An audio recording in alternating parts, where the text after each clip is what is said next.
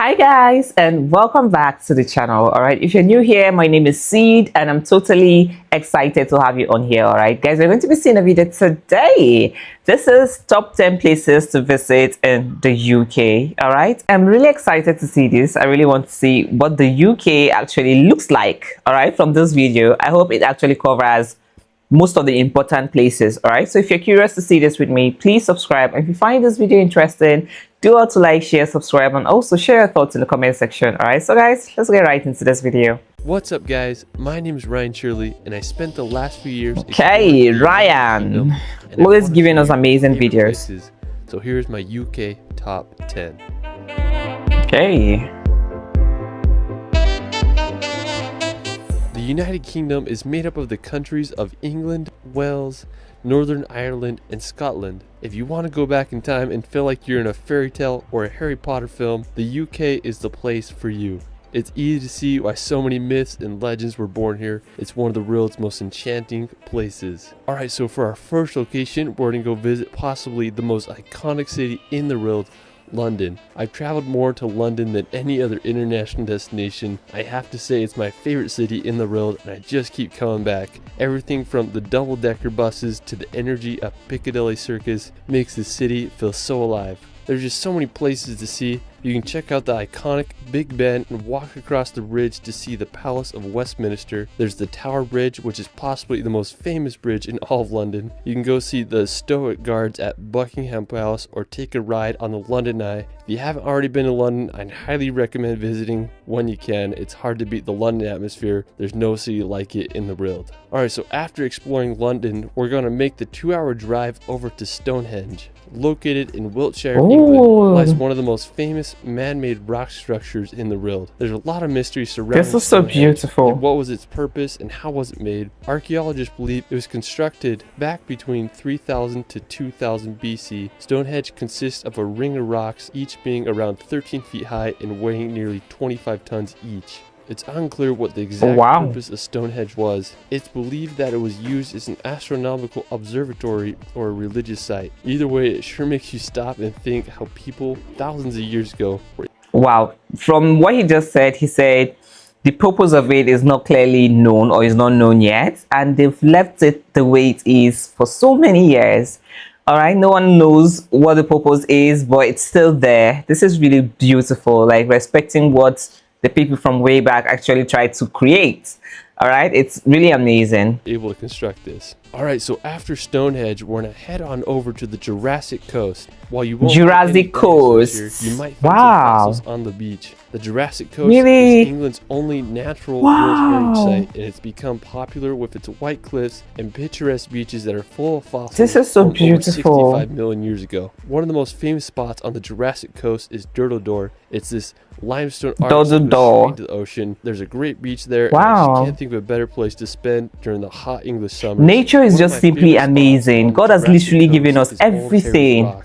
Now, special thanks to my friend David Rule for providing this footage. He has an awesome Instagram and YouTube that I'll provide in the description below. I remember the first time I saw his picture of this place. Look at this. Look at this. This is simply nature. Sometimes when I see how nature actually crafted things, and I'm like, wow. Like, this is just God's handwork. All right, this is no human. This is just how God wanted it to be. All right, it's just so beautiful. I mean, look at this. Look at this design. See how beautiful it is. All right, and I also want to like commend the government, the people who actually like preserve these natures. All right, because if not for the preservation, some of these things would have been long gone. People would have just like destroyed it and all of that. Okay, so this is really wonderful. Baffled by the scenery there. The old hairy rocks are these sea stacks that are made Look at this. out of chalk that mark the end of the Jurassic Coast. In World War II, the stacks were used as target practice for pilots, so that's kind of crazy. I just love the combination of the green meadows with the white cliffs and the blue ocean. I mean, it's just hard to beat that scenery. All right, so after the Jurassic Coast, we're gonna head up north to visit the country of Wales. Now, Wales is located in the southwest part of Great Britain. It's famous for its mountainous national parks, picturesque Whoa. coastline, and distinct Welsh language. One of the most scenic places in Wales is the Snowdonia National Park. It's a region in northwest Wales that is known for its mountains and lakes. The highest peak in Wales, Mount Snowdon, is located in the park with an elevation of 10,085 meters. You can hike on up there, or you can take the Snowdon Mountain Railway to the top. If you're lucky, you might be able to see Ireland across the sea.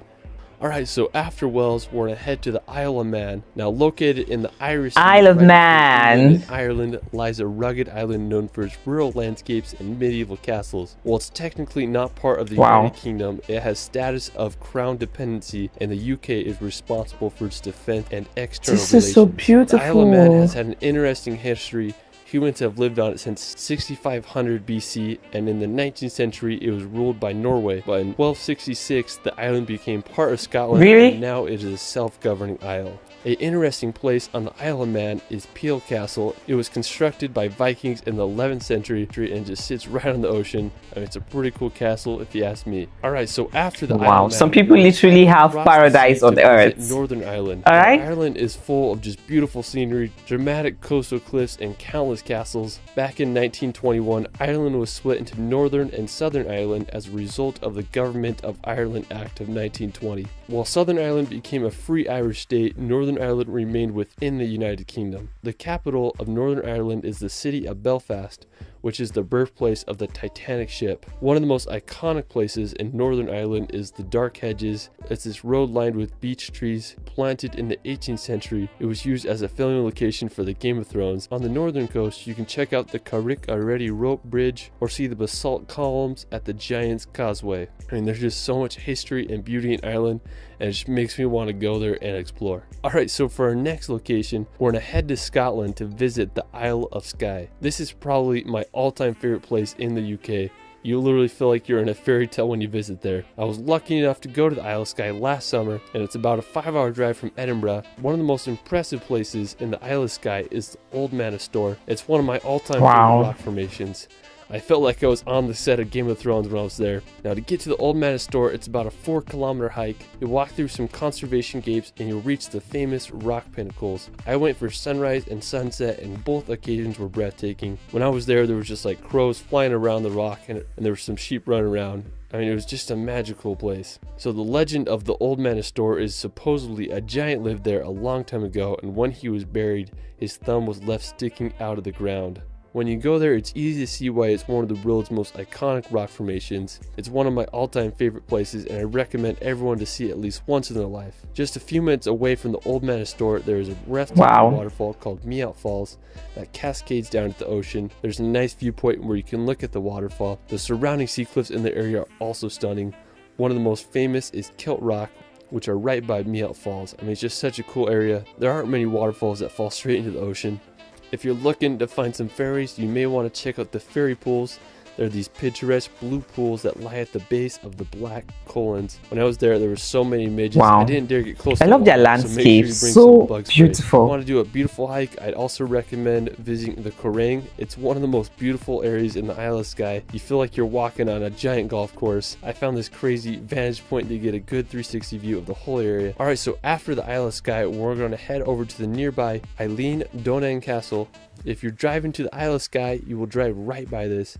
It's one of my favorite castles in the UK, situated on a small tidal island at the point where the 3 great sea locks meet. The castle was built in the 13th century. I'm so mad at myself I didn't visit the castle when I was there. I wasn't able to check it out. That's one of my biggest regrets of when I visited the UK, so don't make the same mistake I made.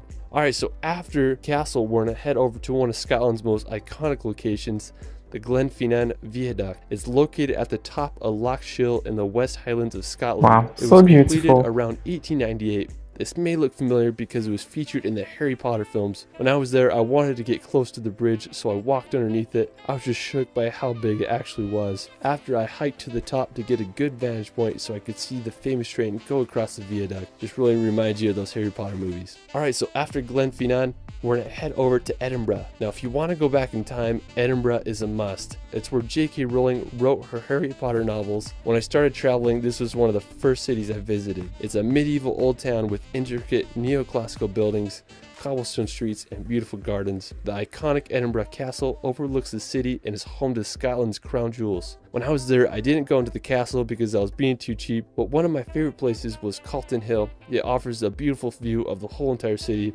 While we're still in Edinburgh, we're going to head over to Arthur's Seat. Now, Arthur's Seat is located in Holyrood Park, and it's a short walk from Edinburgh Centre. Arthur's Seat is an extinct volcano with an elevation of 823 feet. When I was there, I wanted to get as high as I could so I could see all of Edinburgh. I made a hike up and I reached the top. It was just so windy when I was there, nearly blew me over. After I hiked to the top, I had a good time just hiking around Holyrood Park and enjoying the views of one of UK's most iconic cities. Alright, well that is it for my United Kingdom top 10. The UK is just such a unique region in the world, and I hope all can witness its beauty and history. What was your favorite place in the video? Let me know in the comments below.